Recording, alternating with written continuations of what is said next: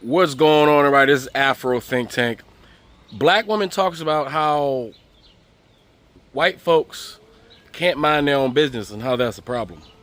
And as a practicing black person, right, who has been around all kinds of white people, okay, I've been around the Midwestern kind of white people, the Western kind of white people, the Northern kind of white people, the Southern kind of white people, the Midwest white people, the East Coast white people, European white people from the South, European white people from the East, Western Europeans, Europeans that think they're African, Europeans that think they're Arab, pretending $5 Europeans, fake crispy Australian European. I've been around every single type of European. And one thing that's culturally consistent is they have absolutely no idea, no concept of minding one's business.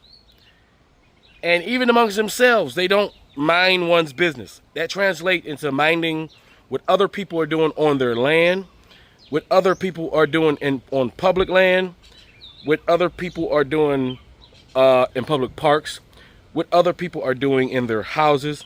Anything somebody is doing that particular white woman or man is not doing, because of the inherent cultural entitlement of each individual to believe that everything belongs to them and they should be allowed to participate in every single thing while simultaneously discriminating against every single thing. Because of that, it translates into every aspect of society.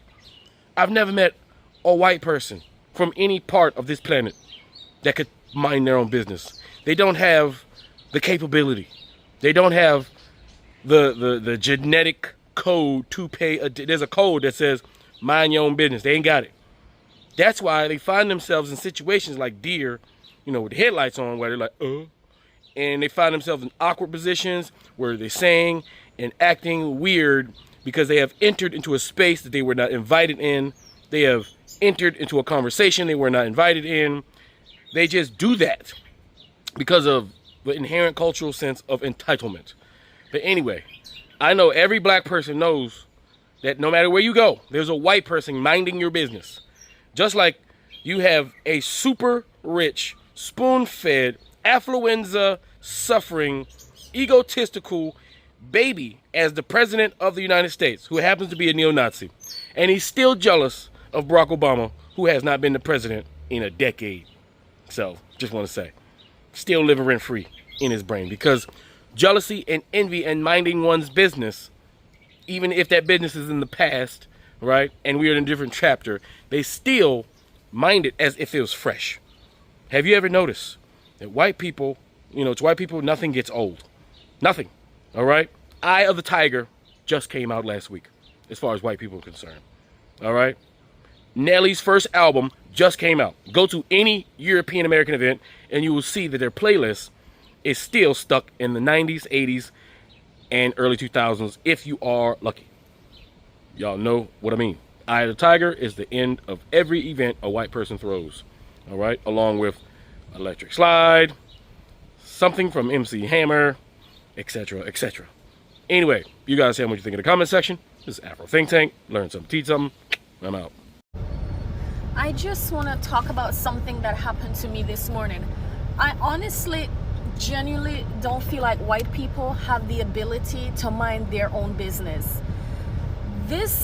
I don't know what's going on. It's like, why can't y'all, please comment below. If you are a white person and you come across this video, please watch the video in its entirety and comment below and give me your opinion, because this is crazy. I'm the type of person, I mind my business. I don't bother nobody. I don't like talking to people. I'm at work right now and I'm in my I'm on my lunch break. And you see where I'm sitting, right? In my car. You know why I'm sitting in my car? Because I don't like people bothering me. I like to be alone, okay? If you're not my husband or my kid, I don't really want to be in no conversation with you like that, okay? Or the other reason is if I'm getting paid, then I have no choice but to talk to people. But other than that, don't talk to me.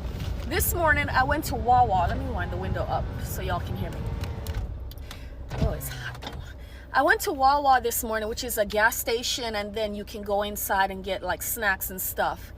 And I went in to get a coffee. I wanted an iced latte, and I wanted to get like a little snack wrap. I always get the snack wraps.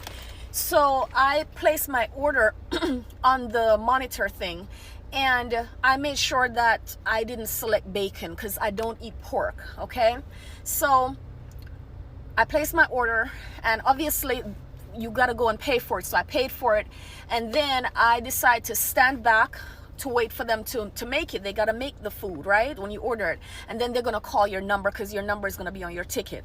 So whilst I'm waiting, I'm on the phone. I called my husband, and we were just chit-chatting, which is what we do every morning. So I'm talking to my husband, and I'm waiting for my food to be prepared. I see the young lady preparing my snack wrap, and I noticed she picked up some bacon strips, and she's putting it on the snack wrap. So I was like, let me see if maybe that's my snack wrap or it might be somebody else's, because you know what I'm saying? So I walked up to her and I was like, excuse me, is that the snack wrap for number 52? That was my number. And she's like, yeah. I said, are you putting bacon on it? Because I think I just saw you put, you know, like with bacon in your hand. She's like, yeah. I said, oh honey, I don't want bacon. I can't have bacon, you know? And I looked at I had the little ticket. I wish I still had it. The little piece of paper, I had it in my hand, and I was looking because I was like, I could have sworn I didn't select bacon, you know what I'm saying? So I'm looking down, I'm standing in front, you know, in front, and I'm looking down like this, and I had my husband was on the phone, so I moved my phone from my ears. I told him to hold on a second because I was checking something, and I'm looking on the receipt, and it doesn't say bacon. And so I was conversing with her, you know, trying to sort out the problem. And out of nowhere, okay, out of nowhere, this white man comes up, stood next to me, literally damn near breathing on my neck.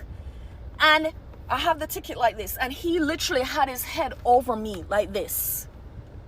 And he's like, you did order bacon. Just like that. You did order bacon. So I jumped back like this. I was like, excuse me. You know what I'm saying? Like, you don't do that to somebody. So I jumped back and I was like, excuse me. And I didn't say anything else to him after that. Because I'm like, today's not the day, devil. Today's not the day. So I jumped back and I said, excuse me. And I kept looking, and I was talking to the young lady. She's like, you sure you didn't put bacon? I was like, no, I didn't put bacon. I can show you my receipt. And I was getting ready to show her, turn the receipt around to show her. This man leaned into me again and said, yes, the fuck you did put bacon. So I turned to him, I said, sir, and I shouldn't even have said sir, but I said, sir, please do not speak to me. I am not speaking to you. I'm speaking to the lady who's preparing my meal. That's what I said to him. He tells me, F me. And then he said, you want to know what the next thing he said to me? He said, maybe you need to get off the fucking phone.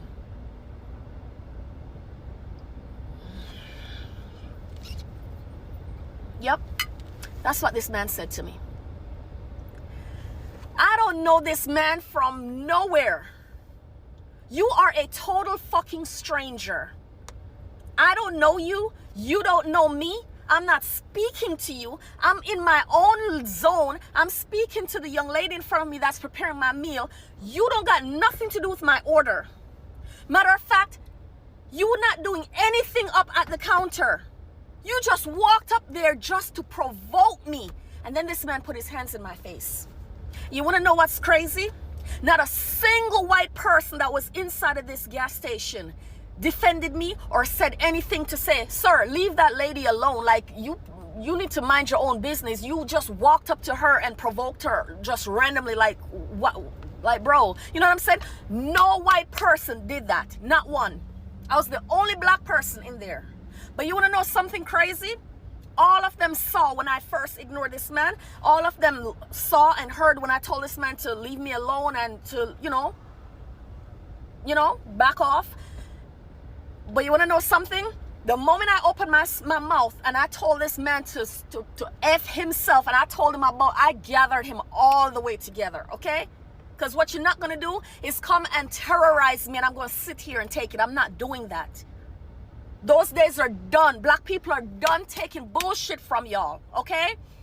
When I got his ass all the way together, all of a sudden, the manager was able to come out. All of a sudden, everybody in there was able to give me dirty looks. So in other words, from what I got from this interaction is, it's okay for white people to berate us, to antagonize us, to provoke us, to say anything, any crazy bullshit they want to say out of their mouths to black people. But when we try to defend ourselves, it's a problem. So y'all just want to be able to talk to us any kind of crazy way, and we should just lay down and take it. Not from this one. Not from this one. You guys need to learn to mind your business. That's the problem. Y'all want to terrorize people. Y'all want to go in people's business. You all, it's like when you guys hate us so much, but y'all can't leave us alone. Explain. That's what I want y'all to explain in the comment section. You guys hate us so much. Y'all despise us. Y'all can't stand. You want to know something crazy? We could go all the way to another planet, a million light years away, and y'all will still follow us and find us to terrorize us because you're obsessed. That's the problem. Woolly mammoth and a mastodon. Hey, what's the difference? Prove me wrong. I get it. One is woolly and the other one is not. Hey, woolly mammoth and a mastodon. Hey. Who taught you to hate the texture of your hair? Who taught you to hate the shape of your nose? Who taught you to hate the color of your skin to such an extent that you bleach? Who taught you to hate yourself from the top of your head to the soles of your feet? Before you come asking Mr. Muhammad, does he teach hate, you should ask yourself, who taught you to hate being what God gave you?